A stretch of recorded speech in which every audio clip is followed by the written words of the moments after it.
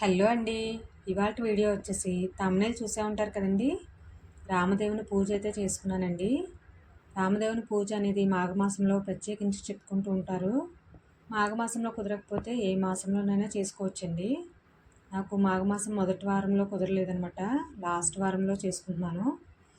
ఈ పూజ అనేది 5 లక్షవారములు 5 ఆదివారములు చేసుకుంటారండి. ఆడవాళ్ళకు ఆటంకాలు ఉంటాయి కాబట్టి మనం ఈ పూజ అనేది కంటిన్యూ చేసుకోవచ్చు అనమాట.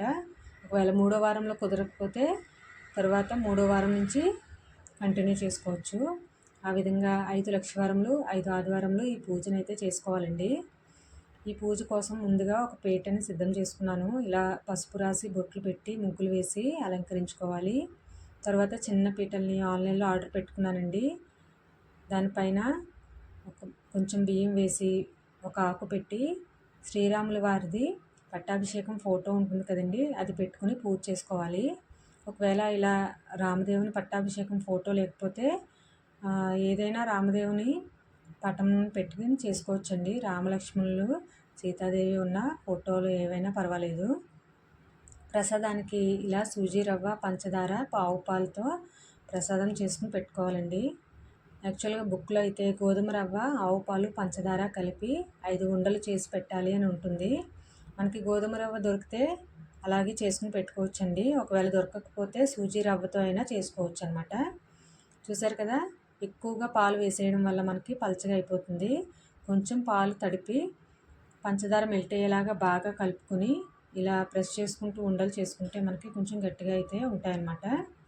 ఈ విధంగా 5 ఉండలను అయితే చేసుకోవాలండి. ఒక ఉండ రామదేవునికి, ఒక ఉండ బ్రాహ్మణుడికి, ఒక ఉండ ముత్తైదుకి, ఒక ఉండ ఇరుగు పొరుగు వారికి, ఒక ఉండ ఇంట్లో వాళ్ళందరూ కలిపి తినాలి అని మనకి బుక్లో అయితే రాసి ఉంటుందన్నమాట. ముందుగా నిత్య దీపారాధన అయితే చేసుకుంటున్నానండి. ఈ విధంగా నిత్య దీపారాధనలో కూడా నేను అదే ప్రసాదాన్ని పెట్టుకుని నిత్య దీపారాధన అయితే చేసుకుంటున్నాను. తర్వాత రాముల వారికి సంబంధించిన పూజ అయితే మొదలు పెడతాను. నాకు దేవుడు మందిరం చిన్నగా ఉంది కాబట్టి నేను సపరేట్గా పీఠాన్ని అయితే ఏర్పాటు చేసుకుని పూజ చేసుకుంటున్నానండి. ఒకవేళ మనకి దేవుడు మందిరం అనేది పెద్దది అయితే అక్కడే చక్కగా పీఠాన్ని ఏర్పాటు చేసుకుని పూజ చేసుకోవచ్చు. ఈ విధంగా నిత్య దీపారాధన అయిన తర్వాత ఇప్పుడు రాముల వారి పూజ అయితే మొదలు పెట్టుకోవాలి. చూశారు కదా, ముందుగా పసుపు వినాయకుడిని చేసుకుని కుంకుమ బొట్లు పెట్టి పూలతో అలంకరించి ఆయనకు ముందుగా పూజ అయితే చేసుకోవాలి కదండి. ఆయనకు కూడా ఒక లడ్డూని అయితే నైవేద్యంగా పెట్టుకున్నాను. ఇక్కడ 5 లడ్డూలు పెట్టాను, చూశారు కదా. రామదేవునికి ఒకటి, పంతులు గారికి ఒకటి, ముత్తైదుకి, ఇరుగు పొరుగు వారికి, అలాగే ఇంట్లో వాళ్ళందరికీ. ఇలా రామదేవుని కథా పుస్తకాలు అమ్ముతారండి. ఆ పుస్తకాలు తెచ్చుకుంటే మనకి పూజ అంతా చేసుకోవచ్చు మనమే. ముందుగా విఘ్నేశ్వరుడికి మన గోత్రనామాలు చెప్పుకుంటూ ఆయనకు ముందుగా పూజ చేసుకోవాలి. పసుపు కుంకుమ అక్షింతలతో ఈ విధంగా పూజనైతే చేసుకున్నాక, ఆయన నామాలు చదువుకున్నాక ఆయనకి ధూప దీప నైవేద్యాలని చూపించాలండి. ముందుగా ప్రసాదాన్ని నైవేద్యంగా సమర్పిస్తున్నాను. అలాగే ధూపాన్ని కూడా చూపించాక రామదేవుల వారి పూజ అయితే మొదలు పెట్టుకోవాలి. రామదేవుల వారికి కూడా 108 శతనామావళి ఉంటుందండి. రామాష్టోత్తర శతనామావళి అని 108 నామాలతో ఆయనకు కూడా పూజ చేసుకోవాలి. ఆ తర్వాతే మనం కథ అనేది చదువుకుంటాము. చూశారు కదా, విఘ్నేశ్వరుడికి పూజ అయిన తర్వాత ఇప్పుడు రామ అష్టోత్తర శతనామావళి 108 నామాలు చదువుకోవాలి. ఇవి కూడా చదువుకున్నానండి.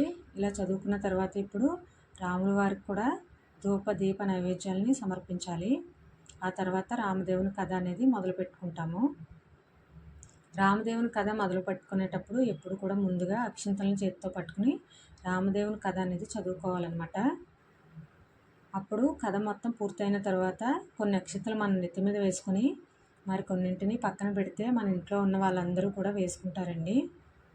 ఈ విధంగా రామదేవుల వారికి కూడా ధూపదీప నైవేద్యాలను సమర్పించాక కథ అనేది మొదలు పెట్టాలి. కథ అయిన తర్వాత కొబ్బరికాయ కొట్టి హారతి అనేది ఇస్తామన్నమాట. తర్వాత నేను గుడికి కూడా వెళ్ళి అక్కడ పంతులు గారికి, అలాగే అక్కడే ముత్తైదువులు కూడా ఉంటారు కదండి, వాళ్ళకి కూడా అక్కడే తాంబూలాలు అయితే ఇచ్చేసి వచ్చేస్తాను. తర్వాత సాయంత్రం కూడా యథావిధిగా మరలా దీపాన్ని పెట్టుకోవాలండి. దీపాన్ని పెట్టుకున్న తర్వాత కొండెక్కిన తర్వాతే మనం పీఠాన్ని అయితే తిరిగి తీసేయాలన్నమాట. శుక్రవారం పొద్దు వచ్చింది అలా ఏమి ఉండదండి. ఎందుకంటే 5 లక్షవారంలో 5 ఆదివారంలో చేసుకుంటాం కాబట్టి మనకి ఈ పూజలో అలాంటి నియమాలు ఏమి ఉండవు. శుక్రవారం పొద్దైనా పర్వాలేదండి, సాయంత్రం దీపం కొండెక్కిన తర్వాత మనం పీటని కట్టేసుకోవాలి. మళ్ళీ ఆదివారం అదే పీటకి మళ్ళీ పసుపు రాసి బొట్లు పెట్టి యథావిధిగా పూజ అయితే చేసుకోవాలండి. ఇదండి ఇవాళ వీడియో. మీకు కనుక నచ్చినట్లయితే please like, share and subscribe our channel. Thank you.